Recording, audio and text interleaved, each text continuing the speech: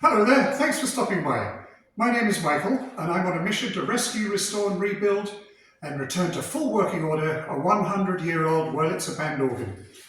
Behind me, some of the parts that I've got to get to at some point.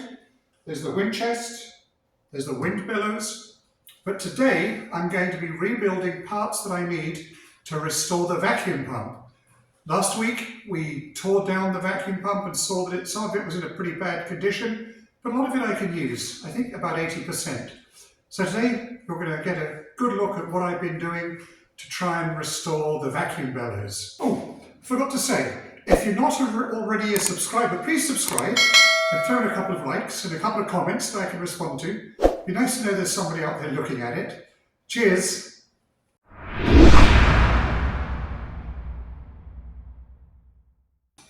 So I'm going to start with something simple, perhaps the simplest part, and that's this cover. You see here, this has got a recess here, a rebate, that goes over the springs that move back and forward. So I've marked up the new piece, and I'm going to go to the bandsaw and just make some cuts, so I'm ready to build this one first.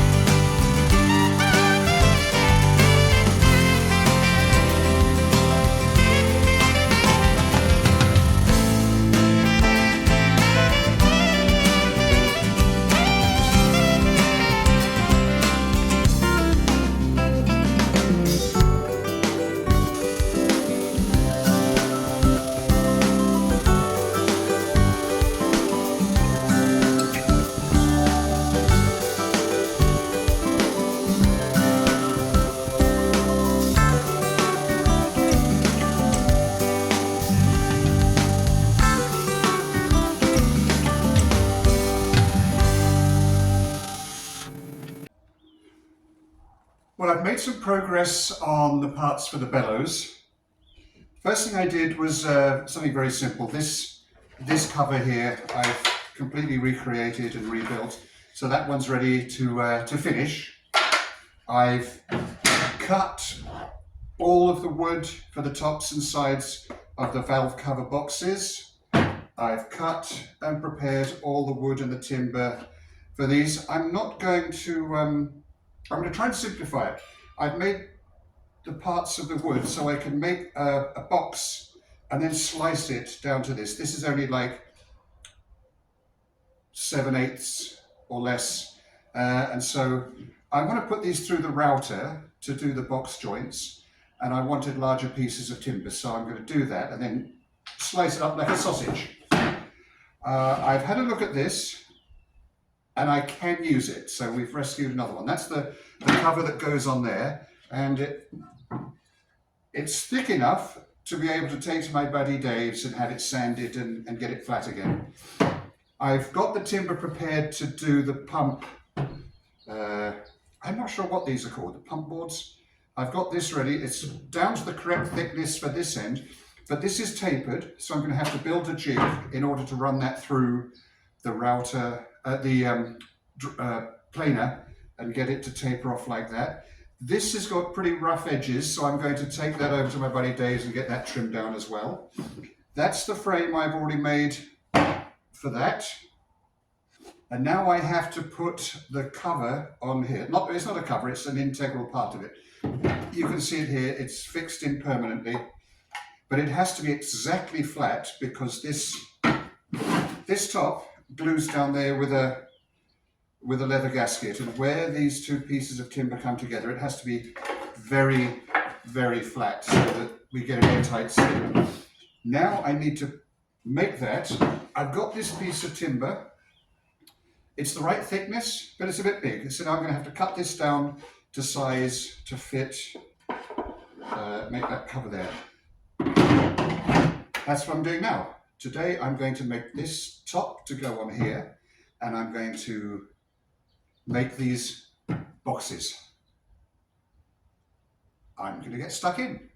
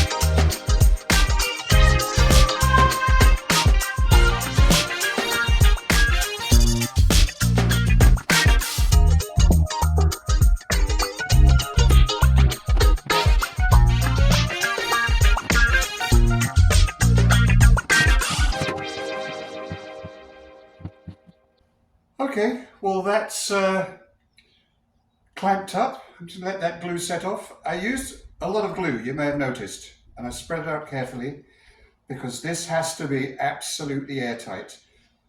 And one of the best ways I know about whether or not you have enough glue is the amount of squeeze out. So I've got a little bit of squeeze out all the way around. So now I can just let this set up and I can move on to something else. I'm going to set up the router now so I can start routing the box joints for the valves.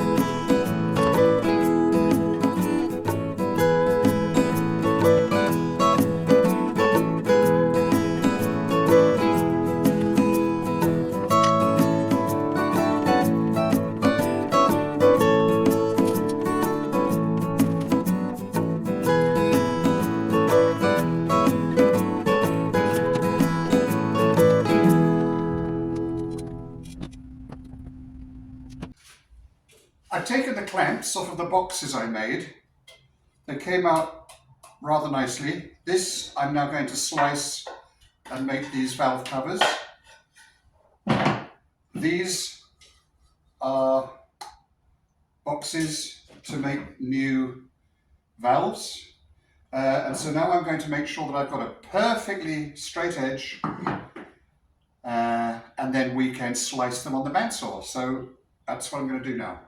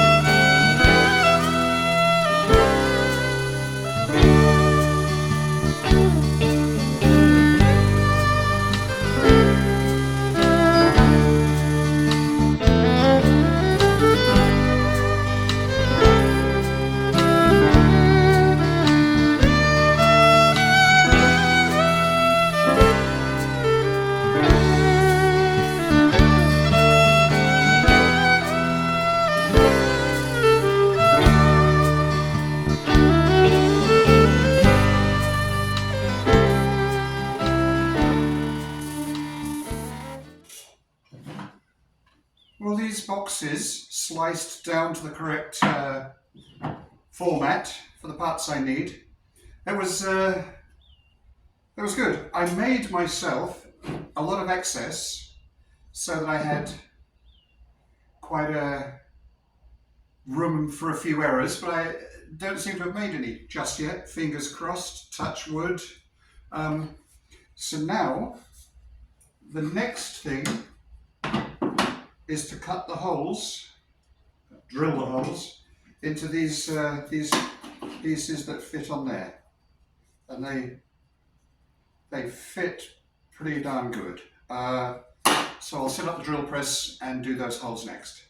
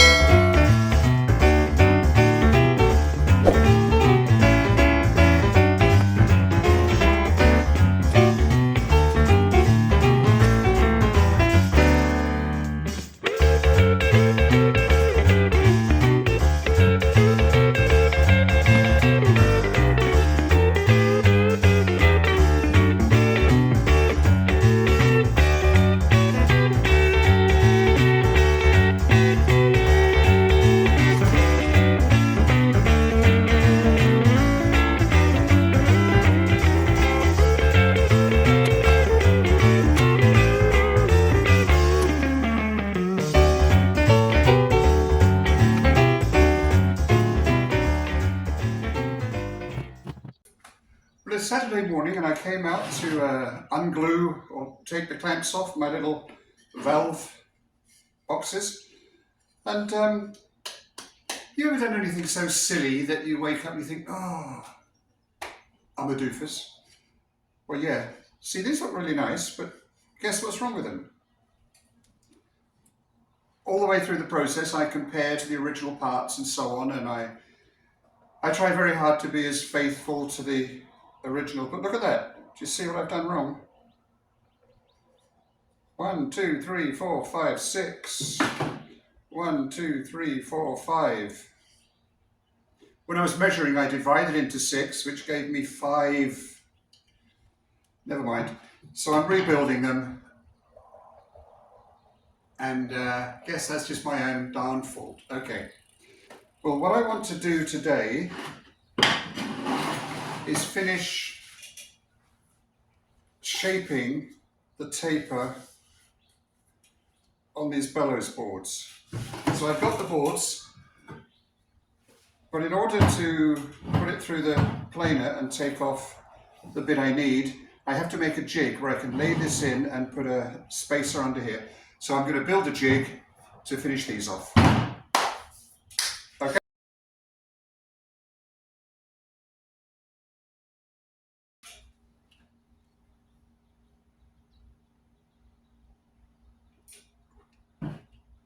Well, here's the jig I'm building. I've got the timber ready. There's a flat piece of scrap plywood, and then there's this piece which will be the footstop, which I will fix there. Then there is the board, which I'll be planing. Now it's only 3/8 of an inch difference, sorry, 3/16 of an inch difference between here and here in the width of the board, which is less than I thought it was going to be, but I guess I've measured twice. Said that before. So this piece is a spacer which will go there. I'll just adjust it to make sure we're in the exact right place. And that will lay there, that will lay on there, and the whole thing will go through the planer. Now, I don't want it wiggling from side to side. There's 2 pieces here I've cut, which I'm going to also glue and fix in there. So